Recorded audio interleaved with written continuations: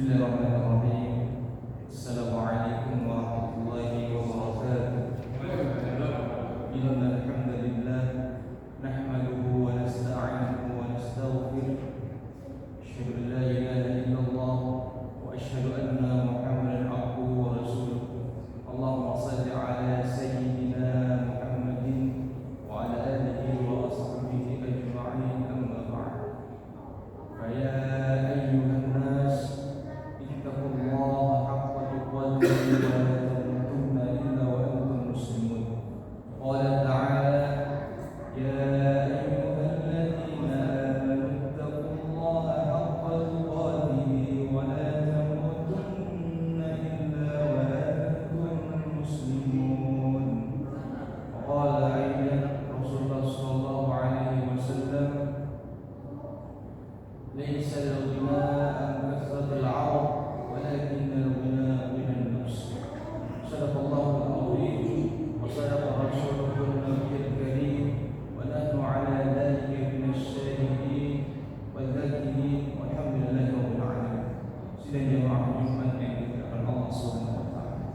Alhamdulillah, pada kesempatan yang penuh kebahagiaan ini, marilah kita senantiasa bersyukur kepada Allah Subhanahu wa taala dengan memperbanyak mengucapkan lafaz alhamdulillah. Karena mengapa? Begitu banyak nikmatnya yang tidak mampu kita hitung, baik itu berupa nikmat iman, nikmat takwa, nikmat kesempatan, kesehatan dan lain sebagainya. Semua itu nikmat yang tak pernah berhenti yang Allah berikan kepada kita. Allah Subhanahu wa taala tidak memerlukan yang namanya pergantian atau digantikan nikmatnya itu, tetapi Allah yang memerintahkan kita untuk senantiasa bersyukur dengan memperbanyak mengucapkan lafaz alhamdulillah.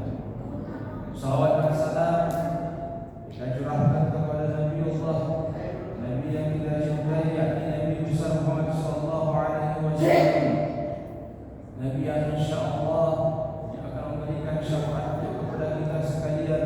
Semoga dengan syafaat itu Allah Subhanahu wa taala memberikan kita keselamatan di akhir nanti insyaallah. Pada kesempatan yang penuh berbahagia ini, saya akan menyampaikan sebuah khutbah yang berjudul 4 pesan Imam Al-Ghazali dalam menjalani kehidupan ini. Masyaallah muslimin, sidang jamaah Jumat yang dimuliakan Allah Subhanahu wa taala. Dalam menjalani kehidupan ini tentu sangat berliku-liku. Masa sulit akan kita hadapi. Oleh karena itu setiap muslim, setiap manusia pasti merasakan kehidupan. Kadang kita bahagia, kadang kita sengsara. Kadang kita kaya, kadang kita miskin. Kadang kita senang, kadang kita merasakan yang namanya bahagia kehidupan ini. Begitulah seterusnya kehidupan ini. Dalam Al-Quran Allah Subhanahu wa taala mengatakan dalam surah Ali Imran surah yang ketiga ayat 140, pada pertengahan ayatnya Allah Subhanahu wa taala berfirman, "Wa tilkal amsal nadribuha lin-nas." Dan kami akan pergulirkan kehidupan ini. Kadang kita jaya, kadang kita melarat, kadang kita bahagia, kadang kita sengsara. Mainan nasi antara manusia, begitu seterusnya kehidupan ini. Allah pergulirkan kehidupan ini. Untuk apa? Sebagai pelajaran bagi kita semua ini. Dalam hadis Rasulullah SAW memberikan kabar gembira bahwa setiap urusan mukmin itu baik. Jadi kadang dia bahagia, itu baik bagi mereka. Kadang dia sengsara, itu pun baik bagi seorang muslim. Makanya Rasulullah SAW bersabda dalam sabdanya, hadis riwayat Muslim yang diriwayatkan oleh Suhaib, bahwa ajaban likulli mu'min, bahwa sangat menakjubkan bagi setiap orang-orang mukmin. Innal amra kullahu khair, bahwa semua urusan, setiap urusannya itu baik bagi mereka.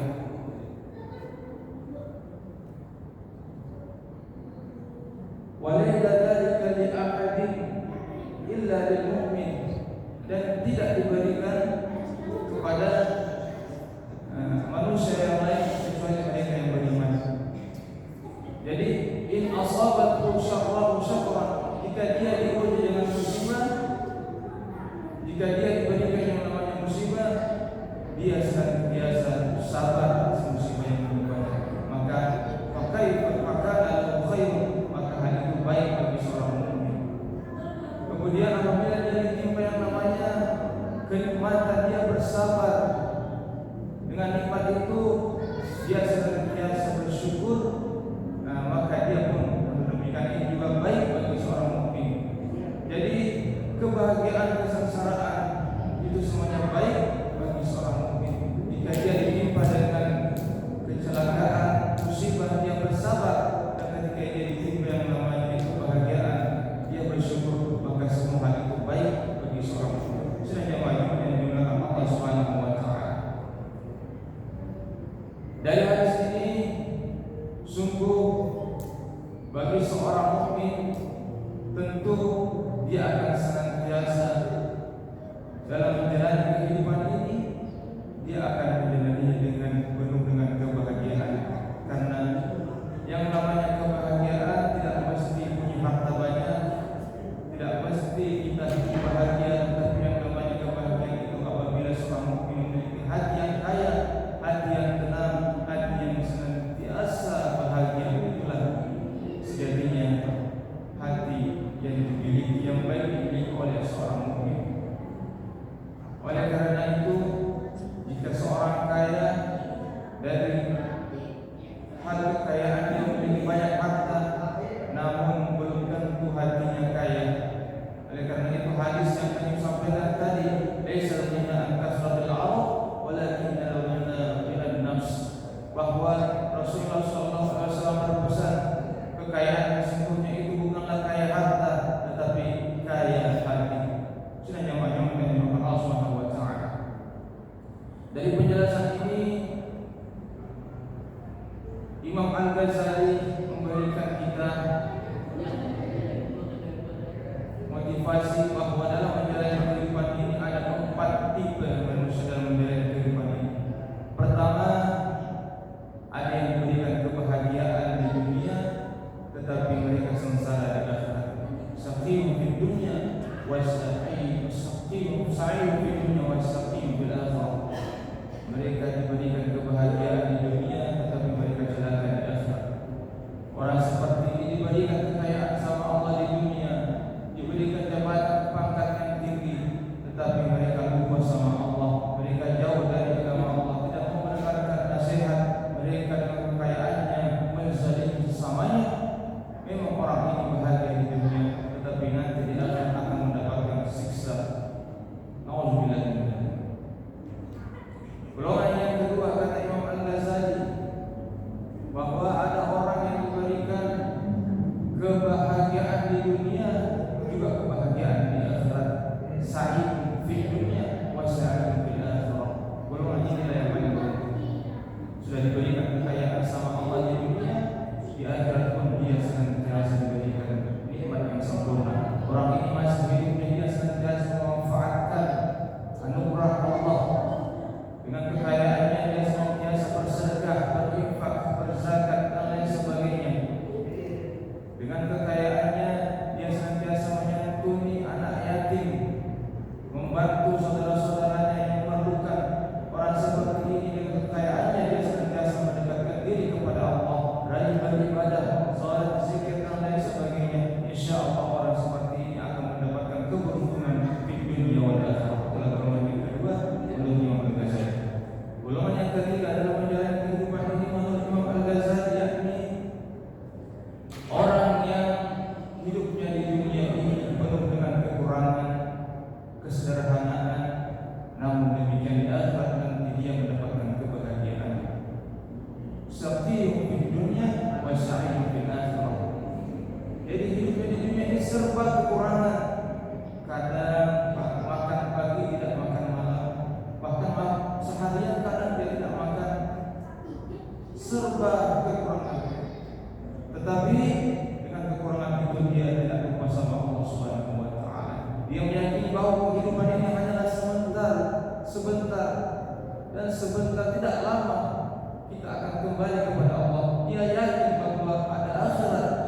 Memang hidupnya sengsara di dunia, tapi tidak nanti Allah akan menyediakan tempat surga dan Firdaus.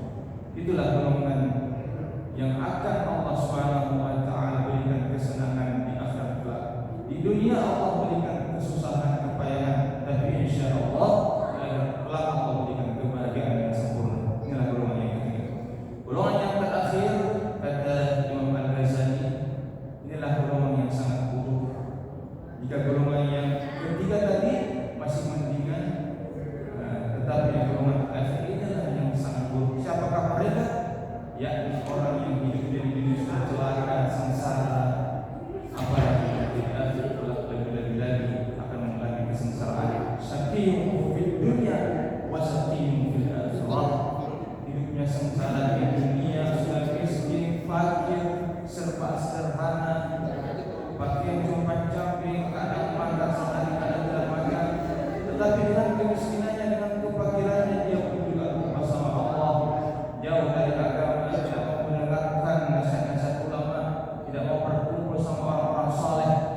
Orang seperti ini hidupnya sungguh celaka, sudah merasakan kesengsaraan di dunia, apalagi nanti di akhirat. Sudah nyaman yang diberkati Allah Subhanahu wa taala. Banyak pelajaran yang kita bisa petik dari pesan Imam Al-Ghazali, bahwa kehidupan yang sangat sebentar ini mari kita jadikan sebagai kehidupan yang benar-benar kita jalani dengan penuh rasa syukur apabila diberikan nikmat, dan rasa benar-benar bersabar atas segala musibah yang Allah berikan kepada kita, karena semua itu baik bagi seorang mukmin.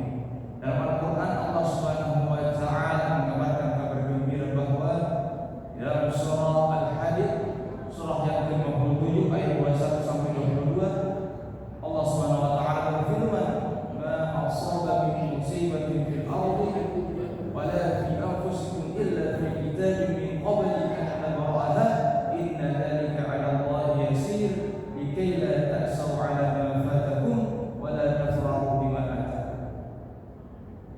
Segala musibah yang Allah berikan di bumi ini, segala musibah yang menimpa di bumi ini dan kepada dirimu sendiri, illa fi kitabin min qabli an nabraha, sesungguhnya telah ditulis dalam kitab Lauhul Mahfuz sebelum Allah mewujudkannya. Inna dzalika 'ala Allahi yasir, sesungguhnya demikian itu mudah bagi Allah. Pada ayat selanjutnya Allah menjelaskan likay la ta'sau 'ala ma fatakum wa la tafrahu. Jadi disinilah intinya kehidupan ini. Jika kita diberikan yang namanya musibah, kesengsaraan, janganlah kita terlalu bersedih hati. Jika tak soal apa, jangan terlalu bersedih. Bagi seorang mukmin mungkin mereka tidak mungkin terlalu bersedih ketika ditimpa yang namanya musibah. Wala tafrahu bima atakum, dan ketika diberikan nikmat sama Allah, kebahagiaan, dia juga tidak terlalu berbahagia. Dia tidak terlalu senang, dia santai-santai saja menjalani kehidupan ini. Jadi itu intinya, ketika kita ditimpa yang namanya kesusahan, kegundahan,